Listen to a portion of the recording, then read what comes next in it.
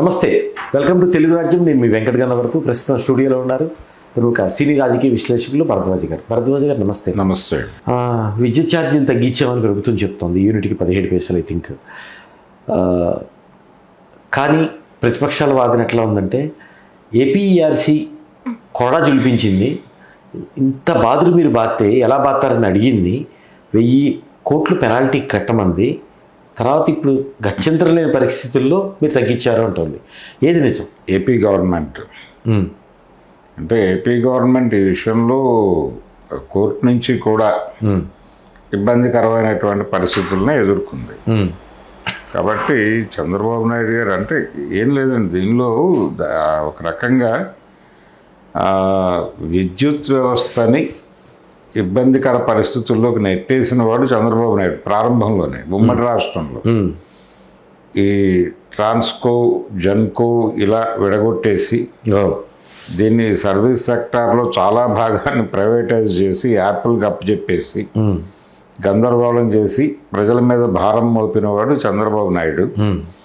బషీర్బాగ్లో విద్యుత్ ఛార్జీల పెంపుకు నిరసనగా జరిగినటువంటి ఒక ఉద్యమం, కమ్యూనిస్టులు కాంగ్రెస్ కలిసి చేసినటువంటి ఒక ఆందోళన కార్యక్రమం, దాని మీద జరిపినటువంటి కాల్పులు, చనిపోయినటువంటి 4, ఈ సన్నివేశం అంతా ఉంది.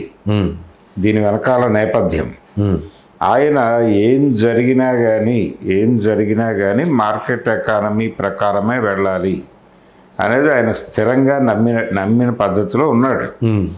రెండోది, అసలు మార్కెట్ ఎకానమీలోకి మనం 90లో వచ్చాం, కానీ భారతదేశం మొదటే దీన్ని యాప్ చేసుకుని ఉండాల్సింది సింగపూర్ లాగా.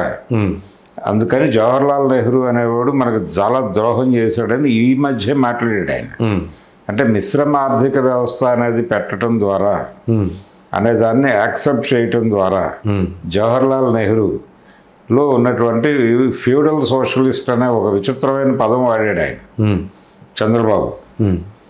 ఫ్యూడల్ సోషలిస్టిక్ సొసైటీగా ఆయన ఈ మిక్స్డ్ ఎకానమీని చూశాడు.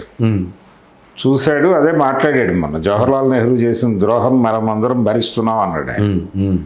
కాబట్టి ఆ అభిప్రాయాలతో ఉన్నటువంటి వ్యక్తి ఈ ప్రైస్ హైకులకి సంబంధించినటువంటి వ్యవహారం అంటే సర్వీస్ సెక్టార్ మొత్తం మీద జరిగినటువంటి ఒక కరెక్షన్ ప్రోగ్రాంలో భాగంగానే ఈ విద్యుత్ ఛార్జీల పెంపు అనే కార్యక్రమం అనివార్యంగా జరిగి తీరుతుంది అని వారు ఇప్పుడు దాదాపు ఆయన సీఎం అయిన కొత్తలోనే చెప్పాడు. 95 నుంచి అదే చెప్తున్నాడు ఆయన. ఇప్పుడు కూడా అదే చెప్పాడు, అదే మాట్లాడుతున్నాడు.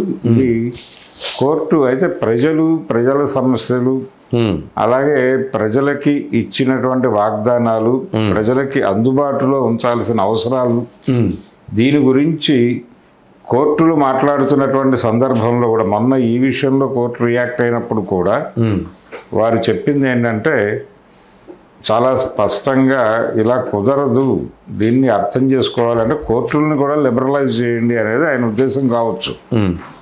కోర్టులకి లిబరలైజేషన్ జ్ఞానం లేకపోవడం వల్ల ఇలా మాట్లాడుతున్నారు, ఈ ధోరణి మార్చాలి అనేది ఆయన సీరియస్గా ఫీల్ అవుతున్నాడు.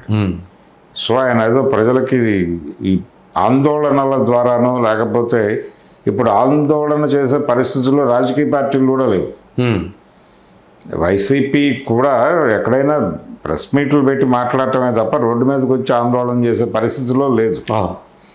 చాలా క్లియర్గా అందరూ కూడా దాన్ని అంటే అంతర్గతంగా అంగీకరించక తప్పట్లేదు. నేను ఇప్పుడు ఈ ధరలు పెంచడం తప్పు, విద్యుత్ ఛార్జీల పెంపు తప్పు అని కనుక జగన్మోహన్ రెడ్డి మాట్లాడితే బహిరంగంగా ఆల్టర్నేటివ్ ఏమిటి అని అడుగుతారు. ఏమీ లేదు ఆయన దగ్గర కూడా, నో ఆల్టర్నేటివ్. అందుకని ఎవరికి ఏ రకమైనటువంటి ప్రత్యామ్నాయం లేదు. అంటే ఎన్నికల రాజకీయాల్లో ఉన్నటువంటి పార్టీలన్నీ కూడా దీన్ని ఆమోదించి తీరక తప్పనటువంటి ఒక అనివార్యత ఉంది. ఆ అనివార్యతను గుర్తించినప్పుడు ఈ ప్రైస్ హైక్ అనేది, ఇప్పుడు విద్యుత్ ఛార్జీల పెంపు అనేది కోర్టు కొట్టినటువంటి ముట్టికాయల్లా కనిపించడం లేదు. పేపర్లు కూడా ఆ వార్తను భారీగా వేయలేదు అనే విషయం మీరు గుర్తుంచుకోవాలి. కోర్టు ఇబ్బంది పెట్టినటువంటి అంశం ఎక్కడా కూడా న్యూస్ కాలేదు. ఏదో ఒక 2-3 పేపర్లలో చిన్న స్థాయిలో సింగిల్ కాలం ఐటమ్ వచ్చింది. అది అందుకని చంద్రబాబు నాయుడు గారి పరిపాలనలో విద్యుత్ ఛార్జీల బాధుడికి జనం ప్రిపేర్ అవడం తప్ప ఇంకో గత్యంతరం లేదు అని అనుకుని ముందుకెళ్ళటం తప్ప చేయగలిగింది. ఇప్పుడు ఏపీ రెగ్యులేషన్ ఏదైతే విద్యుత్ రెగ్యులేటరీ కమిటీ ఉందో అది తీసుకునే నిర్ణయం వల్ల ఎంతో కొంత ఊరట వచ్చింది అనుకోవచ్చా? ఏమీ ఉండదండి, ఏముండదు. జస్ట్ కరెక్షన్ మెకానిజం అంటే నిరసన కొంచెం ఒక మోతాదులో ఉన్నప్పుడు చిన్న కరెక్షన్ మెకానిజం ఏదో ఒక స్ట్రక్చర్ నుంచి చేస్తుంది గవర్నమెంట్. అలాంటిదే ఇది కూడా, అంతకు మించి ఏమీ కాదు.